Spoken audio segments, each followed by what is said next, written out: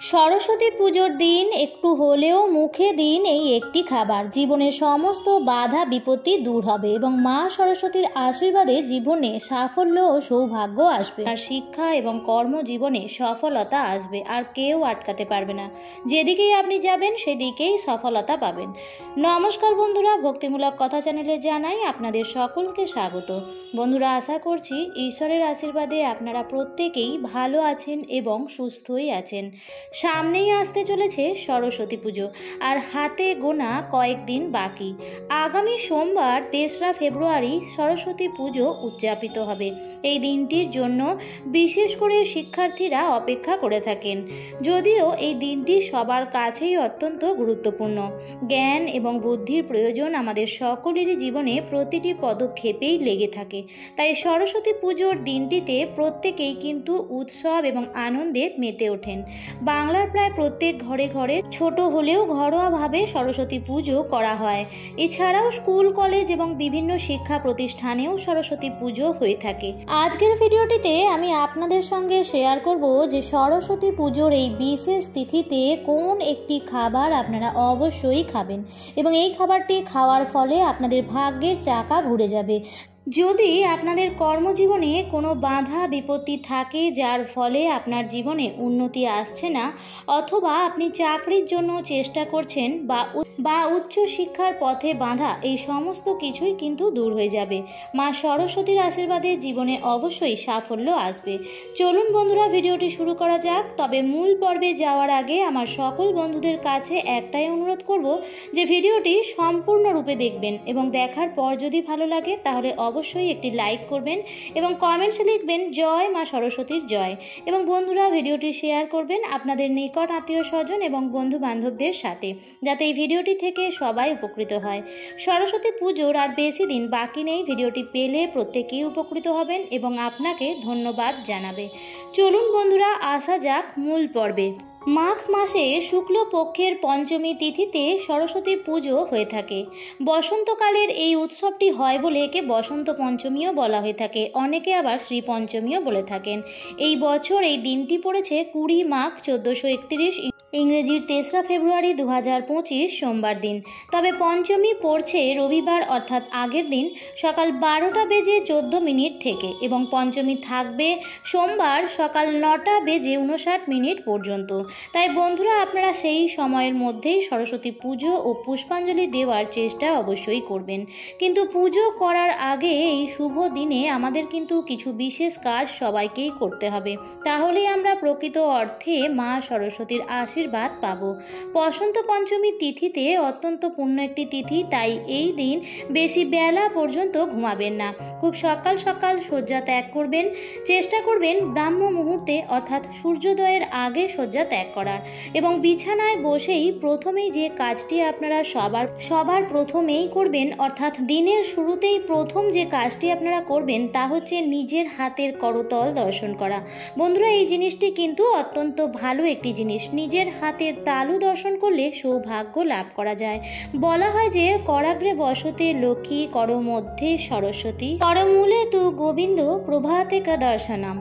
অর্থাৎ আপনার হাতের সামনের অংশে ধনদেবী, মাঝখানে মা সরস্বতীর বাস এবং গোবিন্দ অর্থাৎ ভগবান বিষ্ণু উৎপত্তি স্থলে অবস্থান করেন। তাই সকালে সবার প্রথমেই নিজের হাতের তালুই দর্শন করা উচিত। এই দিনটি যেহেতু একটি বিশেষ দিন, তাই হাতের তালু দর্শন করে মা সরস্বতীর যে কোনো মন্ত্র আপনারা উচ্চারণ করতে পারেন, অথবা মা সরস্বতীকে মনে মনে আপনারা স্মরণও করতে পারেন। এই বিশেষ দিনের শুরুটাই যদি আপনারা মা সরস্বতীর নাম দিয়ে করেন, তাহলে মা সরস্বতীর আশীর্বাদ আপনারা অবশ্যই পাবেন। তারপর শয্যা ত্যাগ করার পরে আপনারা শুদ্ধ হয়ে নেবেন, অর্থাৎ স্নান সেরে নেবেন। সেই দিন স্নানের জলে আপনারা কাঁচা হলুদ মেখে তারপর আপনারা স্নান করতে পারেন, এবং স্নান করার পরে পরিষ্কার শুদ্ধ বস্ত্র পরে, বিশেষ করে সাদা বা হলুদ রঙের বস্ত্র আপনারা পরতে পারেন। মা সরস্বতীর এই দুটি রঙই অত্যন্ত প্রিয়। সাদা বা হলুদ রঙের নতুন বস্ত্র পরে অথবা কাঁচা বস্ত্র পরে মাথায় এবং বস্ত্রে সামান্য গঙ্গা জলের ছিটে দিয়ে তারপরেই আপনারা সরস্বতী পুজোর জোগাড় করবেন। সরস্বতী পুজো সকালবেলার দিকেই হয়, তাই জোগাড় চলে একেবারে সকালবেলা থেকেই। মা সরস্বতীকে যেখানে বসাবেন সেখানে খুব সুন্দরভাবে আলপনা দেবেন। মা সরস্বতীর যে বেদিতে মাকে বসাবেন সেখানে একটি সাদা বা হলুদ রঙের নতুন আসন বেছাতে ভুলবেন না এবং তার আগে অবশ্যই স্থানটি পরিষ্কার পরিচ্ছন্ন করে নেবেন।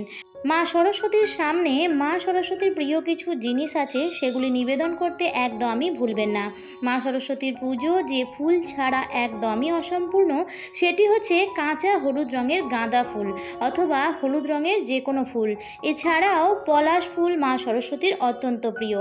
এছাড়াও সাদা পদ্ম মা সরস্বতীর অত্যন্ত প্রিয়। তাই এই জিনিসগুলি জোগাড় করার চেষ্টা করবেন। আমের মুকুল জোগাড় করার চেষ্টা করবেন। তাছাড়াও আম্রপল্লব, দুব্বা, বেলপাতা, সাদা ফুল, হলুদ ফুল, পলাশ ফুলের সমস্ত জিনিস জোগাড় করে তারপরেই পুজোয় বসবেন। প্রিয় ফলের মধ্যে প্রথমেই আসি নারকেলি কুল।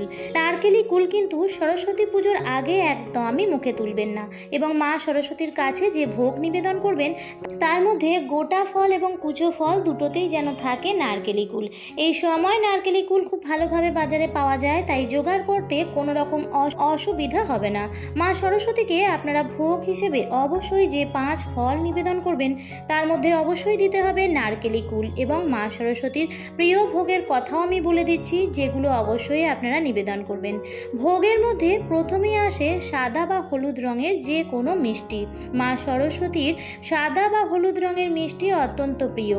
আপনারা লাড্ডুর ভোগও চড়াতে পারেন। তাছাড়াও খিচুড়ি ভোগও মা সরস্বতীর অত্যন্ত প্রিয়।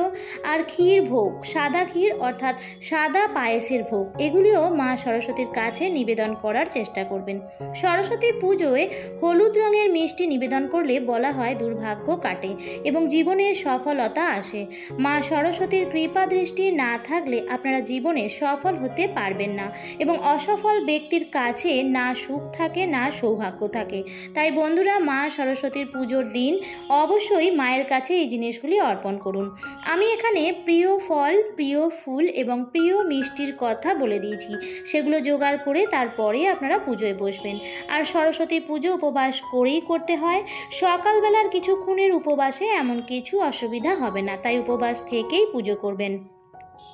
পুজোর কিছুক্ষণ পরে আপনারা যে ভোগ নিবেদন করেছিলেন তার মধ্যে থেকে একটি সাদা এবং হলুদ রঙের মিষ্টি অবশ্যই গ্রহণ করবেন। আপনারা একটি সাদা বাতাসাও খেতে পারেন। এছাড়াও খিচুড়ি ভোগও খেতে পারেন। যে কোনো সাদা বা হলুদ রঙের অন্যের কোনো খাবার যদি আপনারা ভোগ হিসেবে খেতে পারেন তাহলে কিন্তু অত্যন্তই ভালো। সরস্বতী পুজোয় অনেকেই ভোগ রান্না করেন, তাই উপবাসী থেকে পুজোর প্রসাদ খেয়ে জল খেয়েই তারপরে আপনারা উপবাস ভঙ্গ করবেন এবং সরস্বতী পুজোর দিন অত্যন্ত ভালোভাবে কাটাবেন। দেখুন, মা সরস্বতীর বাস হচ্ছে জিভে, তাই সেদিন এমন কোনো আচরণ করবেন না বা এমন কোনো কথা কাউকে বলবেন না যাতে আপনার কথায় কেউ আঘাত পায়। বাড়ির গুরুজনদের ও বাড়ির বড়দের শ্রদ্ধা ও সম্মান করবেন। যদি আপনি কোনো স্কুল বা শিক্ষা প্রতিষ্ঠানের সঙ্গে যুক্ত থাকেন তাহলে সেই পুজোর আয়োজনে অংশগ্রহণ করুন এবং মা সরস্বতীর আরাধনাও করুন এবং উপবাস থেকে মা সরস্বতীর অঞ্জলি দেওয়ার পর যে কোনো সাদা বা হলুদ রঙের মিষ্টি জাতীয় জিনিস দিয়ে নিজের উপবাস ভঙ্গ করুন। জীবনে আসবে সাফল্য এবং জীবনের সমস্ত বাধা বিপত্তি দূর হবে। আমার আজকের পর্বটি এখানেই শেষ করছি। আশা করছি ভিডিওটি থেকে আপনারা উপকৃত হয়েছেন। ভিডিওটি দেখে যদি ভালো লাগে তাহলে অবশ্যই লাইক, কমেন্ট এবং শেয়ার করতে ভুলবেন না এবং এই ধরনের আরও ভিডিও পেতে অথবা চ্যানেলে যদি নতুন হয়ে থাকেন তাহলে অবশ্যই চ্যানেলটিকে সাবস্ক্রাইব করে পাশে থাকা বেল আইকনটির অল লেখাটিতে ক্লিক করে দেবেন। আবারও দেখা হবে পরবর্তী নতুন কোনো ভিডিওতে। ভালো থাকবেন, সুস্থ থাকবেন। ধন্যবাদ।